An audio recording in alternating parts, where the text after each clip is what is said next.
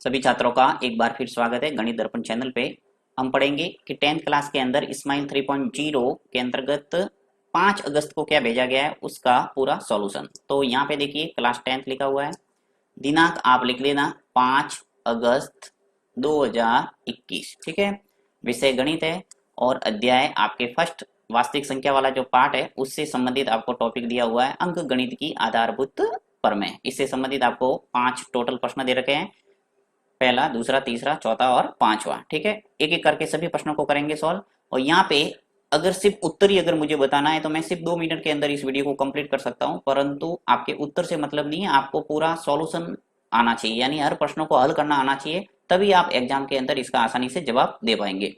ठीक है, तो एक एक करके प्रश्न की शुरुआत करते हैं। पहला प्रश्न लेता हूं मैं सबसे पहले कि यदि संख्या 408 तथा 1032 के महत्तम स्वावर्तक एचसीएफ को 1032x माइनस 408 इंटू 5 के रूप में व्यक्त किया जाता है तो x का मान ज्ञात कीजिए। यहाँ पे आपको x की वैल्यू पूछा है और ये जो दो संख्या दे रखी है 408 और 1032, इसका मशप इस रूप में अगर व्यक्त करें तो कुल मिला के आपको इन दोनों संख्याओं का मशप निकालना है, राइट, एचसीएफ निकालना है। और एचसीएफ निकालने की दो विधियां मैंने आपको बताई थी वास्तविक संख्या वाला जब टॉपिक पढ़ा था तब। तो वास्तविक संख्या वाला टॉपिक आपने अगर देखा होगा तो जल्दी जल्दी ये सभी प्रश्न समझ में आने वाले हैं, और नहीं देखा है तो उस वीडियो को आप प्लेलिस्ट में जाके आसानी से देख सकते हैं। ठीक है, तो यहाँ पे मैं अभाज्य गुणनखंड विधि का उपयोग करके इसका मशप निकालूंगा। एक विधि और कौन सी है, यूक्लिड विभाजन algorithm, step by step solve करते हैं हम, तो वो विधि भी आप देख सकते हैं प्लेलिस्ट में जाके। तो यहाँ नेक्स्ट पेज पे मैं लेता हूँ इसको। ये प्रश्न ले लिया मैंने कि यदि संख्या 408 तथा 1032 के महत्तम स्वावर्तक एचसीएफ को 1032x माइनस 408 इंटू 5 के रूप में व्यक्त किया जाता है तो x का मान ज्ञात कीजिए। बहुत ईजी है। देखिए सबसे पहले आपका काम यही है कि आपको क्या करना है, यहाँ 408 और 1032 के क्या करना है, अभाज्य गुणनखंड। तो यहाँ लिख लेते हैं इसका हल। सबसे पहले लिखता हूं 408 का अभाज्य गुणनखंड। अब अभाज्य गुणनखंड अगर आपको पता नहीं है तो ये वीडियो भी आप प्लेलिस्ट में जाके देख सकते हैं, परंतु यहाँ मैं जल्दी जल्दी थोड़ा करके बता देता हूँ। देखिए 408, ठीक है, अब 408 के अभाज्य गुणनखंड आपको निकालना है तो यहाँ पे इस ढंग से कॉलम बना के सबसे पहला काम है संख्या देख लो, इसके अंदर 2 का भाग जाता है तो देना है, नहीं तो किसका देंगे, 3 का।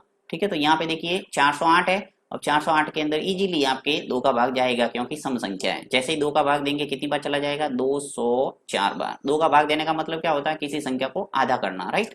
तो यहाँ पे 2 का भाग दे दिया तो इसका 204 आ गया। वापस देखना है इस जो संख्या आती है नेक्स्ट, इस संख्या के अंदर 2 का भाग जाता है तो 2 का देंगे, अन्यथा 3 का देंगे। तो यहाँ पे 2 का भाग जा रहा है, दे दूंगा मैं, कितनी बार चला जाएगा, 102 बार, राइट, आधा कर दिया वापस मैंने। 102 के अंदर भी 2 का भाग जाएगा इसलिए देना पड़ेगा, 2 का भाग दे दो। वैसे ये 10th क्लास में पढ़ रहे हैं तो आपके लिए बहुत आसान होगा, जल्दी जल्दी कर सकते हैं आप। यहाँ पे देखिए 102 है, 102 के अंदर 2 का भाग कितनी बार चला जाएगा, 51 बार, राइट। अब 51 के अंदर भाग चला जाएगा किसका, देखिए 2 का भाग तो जाएगा नहीं क्योंकि ये विषम संख्या है। अब 51 के अंदर 3 का भाग आसानी से चला जाएगा, कितनी बार जाएगा, देखिए यहाँ पे 3 1 जा 3, एक बार चला गया, और ये 21 आ जाएगा, 3 7 जा 21, यानी 17 बार चला जाएगा। अब 17 बार, 17 में 17 का ही जाएगा क्योंकि ये एक अभाज्य संख्या है। अब 17 इंटू 3 इंटू 2 इंटू 2 इंटू 2, ये आ गए आपके अभाज्य गुणनखंड। तो इसको मैं इस ढंग से लिख लेता हूँ, चलो कलर चेंज कर लेते हैं, 2 इंटू 2 इंटू 2 इंटू 3 इंटू 17। ठीक है, ये जो संख्या सभी आई है 2 2 2 3 और 7 17, इसको मैंने गुणा के रूप में लिख दिया, ये हुआ अभाज्य गुणनखंड। ठीक है, अब नेक्स्ट, अब देखिए जो नेक्स्ट संख्या दे रखी है वो क्या है, 1032। तो 1032 की भी आपको अभाज्य गुणनखंड लिखना है, 1032 के अभाज्य गुणनखंड। ठीक है, 1032 के भी अभाज्य गुणनखंड मैं निकाल के बता देता हूँ आपको। चलिए यहाँ पे कर लेते हैं, 1032 में भाग देना है 2 का। सबसे पहले 2 का भाग जा रहा है इजीली तो दे देंगे, 2 का भाग दे दिया, कितना आ जाएगा, 516। ठीक है, 1032 के सीधे आधे करने 516 हो जाएंगे। इसी प्रकार 516 में 2 का भाग जाएगा, 2 का भाग देंगे कितनी बार चला जाएगा, 258 बार, राइट। फिर 2 का भाग दे दो, क्योंकि 258 भी एक सम संख्या है तो 2 का भाग जाएगा, तो 2 का भाग चला जाएगा यहाँ पे 129 बार। अब 129 के अंदर 2 का भाग नहीं जाएगा क्योंकि ये क्या है, एक विषम संख्या, तो इसके अंदर 3 का भाग जाएगा, 3 का भाग दे देते हैं, कितनी बार चला जाएगा, 3 4 जा 12 और 3 3 जा 9, 43 बार चला जाएगा भाग। और 43 के अंदर 43 का ही जाएगा क्योंकि ये एक अभाज्य संख्या है, ठीक है, किसी के टेबल में ये नहीं आता है, इसलिए सीधा सीधा 43 का ही जाएगा और 1 बार। तो इस ढंग से इसके जो अभाज्य गुणनखंड है वो ये आ गए 2 इंटू 2 इंटू 2 इंटू 3 इंटू 43। तो लिख लेता हूं मैं यहाँ पे 2 इंटू 2 इंटू 2 इंटू 3 इंटू 43, ठीक है। अब इन सब का गुणा करके वापस चेक भी कर सकते हैं कि 1032 आता है या नहीं। तो ये अभाज्य गुणनखंड वैसे आते होंगे, ज्यादा टाइम नहीं लेंगे इसके अंदर। चलते हैं आगे प्रश्नों पे। इस प्रश्न में आपको क्या करना है, महत्तम समावर्तक को इसके बराबर करना है। तो महत्तम समावर्तक इसका निकालना है। अब आपने दोनों संख्याओं के अभाज्य गुणनखंड निकाल दिया। अब महत्तम समावर्तक करने के लिए क्या करते हैं, अभाज्य गुणनखंड में से जो सेम संख्या यानी जो कॉमन संख्या है उसका गुणनफल होता है, वो होता है एचसीएफ यानी हाईएस्ट कॉमन फैक्टर, राइट। तो यहाँ पे मैं दोनों का एचसीएफ निकाल देता हूँ, लिखता हूँ एचसीएफ, ब्रैकेट के अंदर लिख लो दोनों संख्या 408 और 1000 जो 32 है, इसका जो एचसीएफ है वो कितना आ जाएगा, देखिए गोल घेरा लगा देता हूँ जो जो सेम है इन दोनों के अंदर। देखिए 2 इसमें भी है और 2 इसमें भी है, तो ले लो इसको।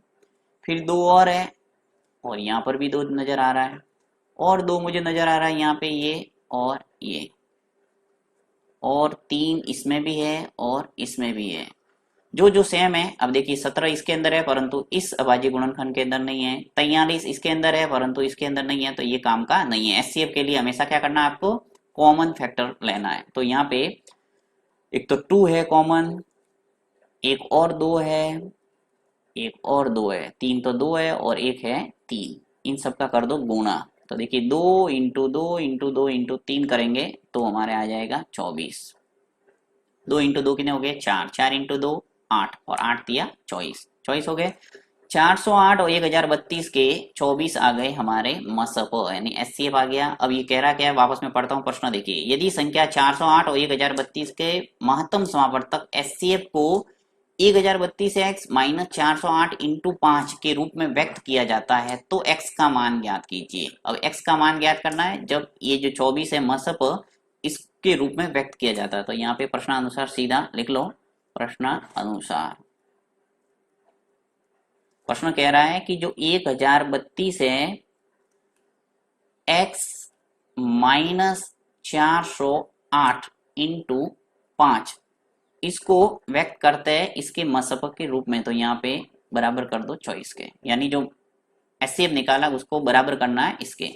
तो अब देखिए इसको हल करके x का मान आसानी से आप निकाल सकते हैं। तो 1032 पहले x वाली वैल्यू ऐसे रखेंगे, यहाँ पे गुणा कर दो, 408 का गुणा 5 से करेंगे तो आ जाएगा हमारे 2040। गुणा करके देख लेना, 408 का गुणा 5 से करेंगे तो 2040 आ जाएगा, फिर आ जाएगा बराबर 24।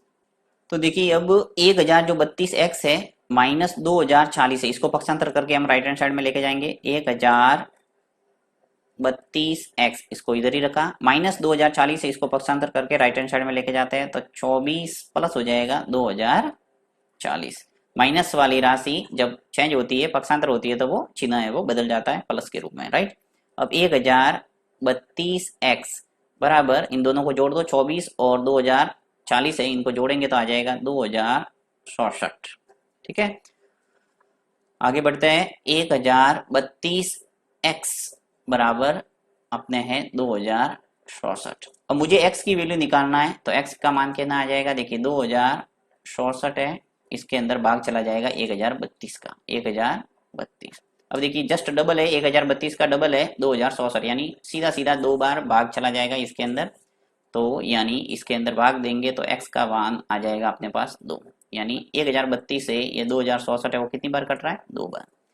तो अंत में हमारे उत्तर आ गया x का मान 2। यही इसका हल है पहले का। यही पूछा था आपको, x का मान ज्ञात कीजिए। ठीक है, तो इस ढंग से आप इसका स्क्रीनशॉट ले सकते हैं और इसको सॉल्व कर सकते हैं।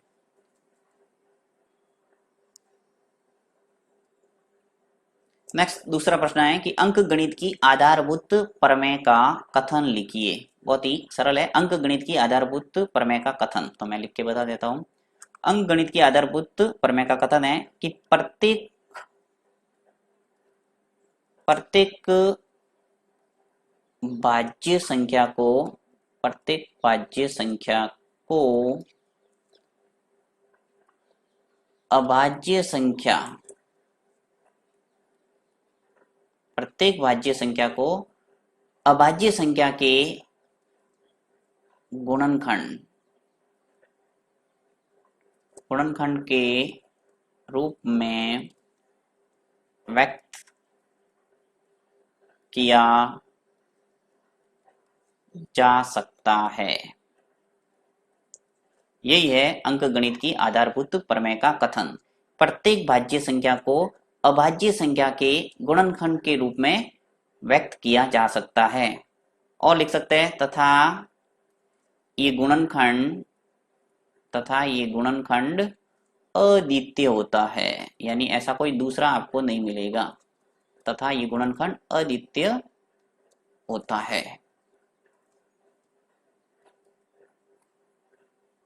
चलिए नेक्स्ट जो तीसरा प्रश्न है दे रखा है कि अग्रलिखित संख्याओं को अभाज्य गुणनखंडों के गुणनफल के रूप में व्यक्त कीजिए। जो पहले प्रश्न में हमने किया था वो रिपीट होगा वापस। 468, 945 और 140 तीन प्रश्न दे रखे हैं, इनके आपको करने हैं अभाज्य गुणनखंड। तो बहुत ही इजी है, देखिए सबसे पहला प्रश्न लेता हूं मैं।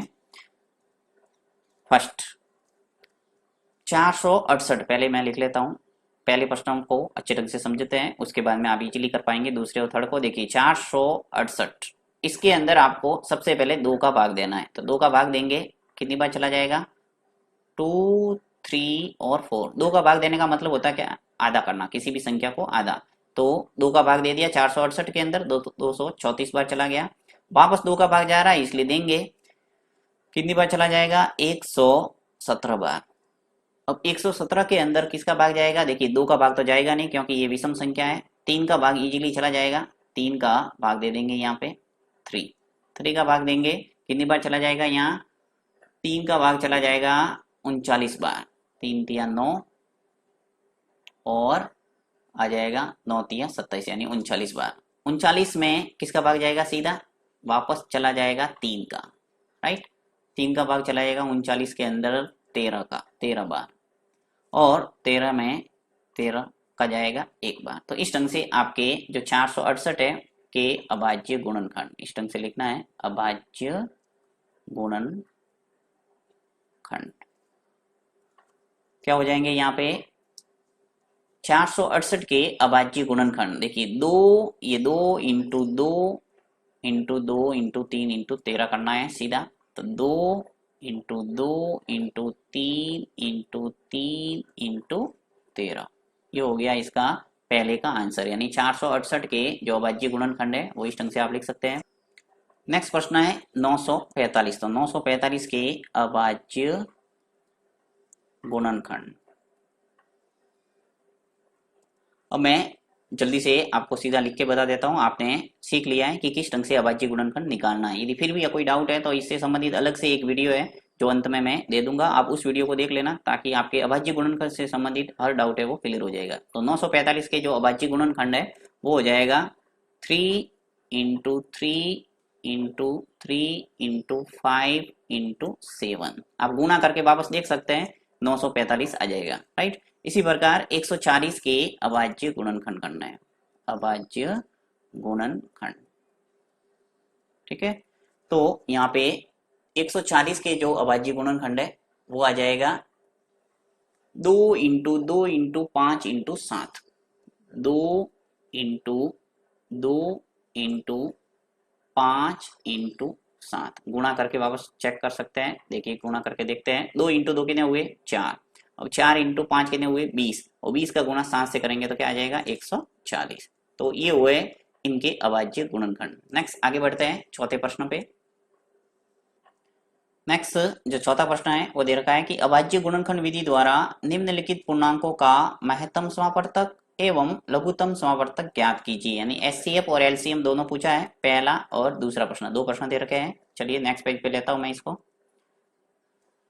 ये प्रश्न है चौथा, इसके अंदर पहला प्रश्न देखते हैं सबसे पहले कि 12, 15 और 21 के मसप और लसप क्या होंगे। तो अभाज्य गुणनखंड विधि से आपको निकालना है, तो अभाज्य गुणनखंड करने पड़ेंगे 12 के, 15 के और 21 के। तो जल्दी जल्दी देख लेते हैं इसको। फर्स्ट सबसे पहले आपको 12 के अभाज्य गुणनखंड लिखने हैं। 12 के अभाज्य गुणनखंड, ठीक है। अब 12 के अभाज्य गुणनखंड आप साइड में निकाल सकते हैं, रफ कॉपी का प्रयोग कर सकते हैं। 12 ले लो, अभाज्य गुणनखंड निकालना है। 2 का भाग देना सबसे पहले, अगर जाता है तो, नहीं जाता है तो किसका देंगे, 3 का। अब 2 का भाग जा रहा है, दे दो। 12 के अंदर कितनी बार चला जाएगा, 6 बार। 6 में 2 का भाग जा रहा है, इजीली दे दो। कितनी बार चला जाएगा, 3 बार।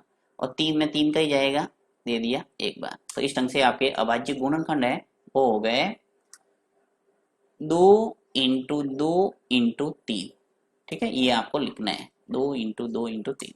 नेक्स्ट है 15। अब 15 के अभाज्य गुणनखंड इसी प्रकार आपको लिखना है। 15 के अभाज्य गुणनखंड इसी टाइम से ये पूरी लाइन लिख लेना बराबर। 15 ले लेता हूं मैं साइड में, ये ले लिए 15 और इसके अभाज्य गुणनखंड करते हैं। देखिए 2 का भाग तो नहीं जाएगा क्योंकि ये विषम संख्या, तो किसका जाएगा, 3 का। 3 का भाग चला जाएगा कितनी बार, 5 दिया 15, 5 बार। और 5 में 5 का ही भाग जाएगा 1 बार। तो इसके जो अभाज्य गुणनखंड है वो हो गए हमारे पास 3 इंटू 5। फिर आगे बढ़ते हैं और लेता हूं मैं नेक्स्ट तीसरी डिजिट 21। 21 के अभाज्य गुणनखंड, ठीक है। अब 21 के जो अभाज्य गुणनखंड है वो भी मैं निकाल के बता देता हूं एक बार। 21 ले लिया। अब 21 के अंदर देखिए 2 का भाग नहीं जाता है, किसका जाएगा, 3 का। 7 दिया 21 और 7 में 7 का ही भाग जाएगा कितनी बार, 1 बार। तो इस ढंग से इसके जो अभाज्य गुणनखंड है वो आ गए हमारे पास 3 इंटू 7। ओके। अब हमारा काम है, इसने पूछा एक तो आपको मसप निकालना है, एक तो मसप पूछा है। मसप को जो इंग्लिश में वो बोलते हैं हाईएस्ट कॉमन फैक्टर एचसीएफ, और लघुत्तम समावर्ती जिसको बोलते हैं एलसीएम, ठीक है। तो यहाँ पे हम लिख लेते हैं इसके एचसीएफ और एलसीएम। लिख लेता हूं मैं एचसीएफ।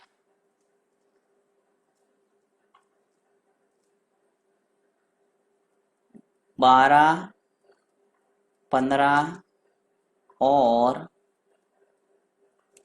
21 का एस सी और एफ। एचसीएफ के अंदर आपको एक बात का ध्यान रखना है, जो प्रत्येक अभाज्य गुणनखंड के अंदर कॉमन फैक्टर होगा वही उसका क्या होगा, एचसीएफ। तो देखिए इन सभी जो आपने ये निकाले अभाज्य गुणनखंड, इनके अंदर आपको सेम संख्या क्या नजर आ रही है वो देखना है। तो देखिए मुझे 3 ऐसी संख्या नजर आ रही है जो सब में है। देखिए 3 इसमें भी है, इसमें भी है और इसमें भी है। सब में होना चाहिए, जैसे 2 में है और तीसरे में नहीं है तो ये काम का नहीं है। आपको एचसीएफ के अंदर जितनी भी संख्या दे रखी है उन सभी संख्याओं के अंदर होना चाहिए। तो यहाँ पे देखिए 2 है, पहले 12 के अंदर अभाज्य गुणनखंड किया तो आया, परंतु इसके अंदर नहीं था। तो सिर्फ 3 ही एक ऐसी संख्या है जो तीनों में मिल रही है, इसलिए इसका जो एचसीएफ है वो हो जाएगा 3, ठीक है। पहला आंसर आ गया। अब बात करते हैं एलसीएम की। तो एलसीएम क्या है वो निकालते हैं। देखिए 12, 15 और 21 का एलसीएम। एलसीएम का मतलब होता है लघुत्तम समापवर्त। एलसीएम के अंदर आपको क्या करना है, जो कॉमन फैक्टर है उसको एक बार लिखना है और बाकी सभी संख्या भी शामिल करना है गुणा के रूप में। तो देखिए यहाँ पे 2 इंटू 2 नजर आ रहा है, तो ले लो इसको 2 इंटू 2। अब 3 है वो सब में है तो आपको एक बार ही लिखना है, 3 ले लिया। और अन्य क्या संख्या बची है, 5 और 7, तो 5 इंटू 7, यानी सभी संख्याओं का आपस में गुणा करना है, तो वो हो जाएगा एलसीएम। तो इनका गुणा कर दो। देखिए 2 इंटू 2 4, 4 इंटू 3 कितने हो गए 12, और 12 इंटू 5 कितने हो गए 60, और 60 इंटू 7 कितने हो जाएंगे 42, यानी 420। 420 आ जाएगा इसका एलसीएम। तो इस ढंग से आपके जो 12, 15 और 21 का एचसीएफ है वो आ गया 3, और 12, 15, 21 का जो एलसीएम है वो आ गया 420। नेक्स्ट जो दूसरा प्रश्न है 24, 15 और 36, इसको भी ऐसे कैसे करना है, यदि कोई प्रॉब्लम आती है तो आप कमेंट बॉक्स में लिखना, मैं वापस इसका सॉल्यूशन आपको बता दूंगा। बहुत ही इजी है, इसी प्रकार से आप इजीली कर सकते हैं। एचसीएफ के लिए आपको कॉमन देखना है और एलसीएम के लिए सभी संख्याओं का गुणा करना है।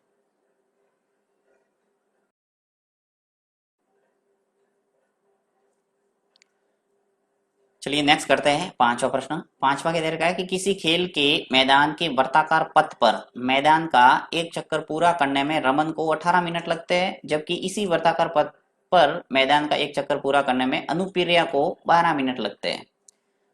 माना कि दोनों एक ही स्थान से एक ही समय पर चलना प्रारंभ करते हैं तथा एक ही दिशा में चलते हैं, तो बताइए कितने समय बाद दोनों पुनः प्रारंभिक स्थान पर मिलेंगे। अब ऐसे प्रश्न के लिए हमेशा आपको ध्यान रखना है, जो भी दे रखा है समय उसका आपको निकालना है एलसीएम। ठीक है, तो अभाज्य गुणनखंड विधि की सहायता से हम एलसीएम निकाल देते हैं, वही इनके पुनः मिलने का समय होगा। राइट, तो सबसे पहले निकाल देता हूं मैं जो संख्या दे रखी है 18 और 12, इनके अभाज्य गुणनखंड। तो यहाँ लिख लेते हैं कि रमन को समय लगता है, रमन को समय कितना लगता है, 18 मिनट। ठीक है, और जो दूसरी लड़की है अनुप्रिया, उसको कितना समय लगता है, लिख देते हैं अनुप्रिया, अनुप्रिया को समय लगता है कितना, 12 मिनट। ठीक है, अब आपको निकालना है इस 18 मिनट और 12 मिनट का एलसीएम। तो मैं एलसीएम निकाल देता हूं। 12 के अभाज्य गुणनखंड, अभाज्य गुणनखंड की विधि सहायता से ही हम इसके एलसीएम निकाल देता हूं। तो 12 के अभाज्य गुणनखंड, और 12 के अभाज्य गुणनखंड क्या हो जाएंगे, देखिए 2 इंटू 2 इंटू 3, इजीली निकाल सकते हैं आप। फिर एक कौन सी संख्या है, 18, तो 18 के अभाज्य गुणनखंड ले लेता हूं, अभाज्य गुणनखंड। अब 18 के अभाज्य गुणनखंड हो जाएंगे 2 इंटू 3 इंटू 3, गुणा करके देख लो वापस, देखिए 2 इंटू 3 कितने हो गए, 6, और 6 दिया 18, आ गया 18। अब 12 और 18 के जो अभाज्य गुणनखंड निकालने, इसकी सहायता से आप क्या निकालेंगे, इसका एलसीएम। तो लिख लेते हैं एलसीएम ऑफ 12 और 18, 12 और 18 का एलसीएम आ जाएगा। अब एलसीएम निकालने का तरीका मैंने क्या बताया है, जो कॉमन फैक्टर है उसको एक बार लेना है और बाकी सभी संख्या आपस में गुणा करना है। तो यहाँ पे मैं देख लेता हूँ कॉमन क्या है, देखिए एक तो 2 इसमें है, 2 इसमें भी है, 3 इसमें है और 3 इसमें भी है, बाकी कोई कॉमन नहीं है। देखिए 2 इसमें है परंतु इसमें नहीं है, और 3 इसमें है परंतु इसमें और नहीं है। तो जो जो कॉमन है उसको एक साथ पहले लिख लो, 2 लिख लिया और ये 3 लिख लिया। फिर बाकी जो संख्या बची है उसका आपस में गुणा कर दो। देखिए 2, एक तो ये बचा है ऊपर और एक 3 नीचे बचा है, तो 2 ले लो और ये 3 ले लो। वैसे ही इसको घात के रूप में चढ़ा के भी कर सकते हैं, हाईएस्ट जो घात होती है उसका गुणा करना पड़ता है, परंतु मैं आपको ये सरल तरीका बता रहा हूँ। तो देखिए 2 इंटू 3 कितने हो गए, 6, और 6 इंटू 2 कितना हुआ, 12, और 12 इंटू 3 बांट दिया 36, यानी कि 36 मिनट हो जाएंगे इनके पुनः मिलने का समय। तो आप लिख सकते हैं कि अतः वे दोनों 36 मिनट बाद पुनः प्रारंभिक स्थान पर मिलेंगे। तो ये हो गया इसका आंसर।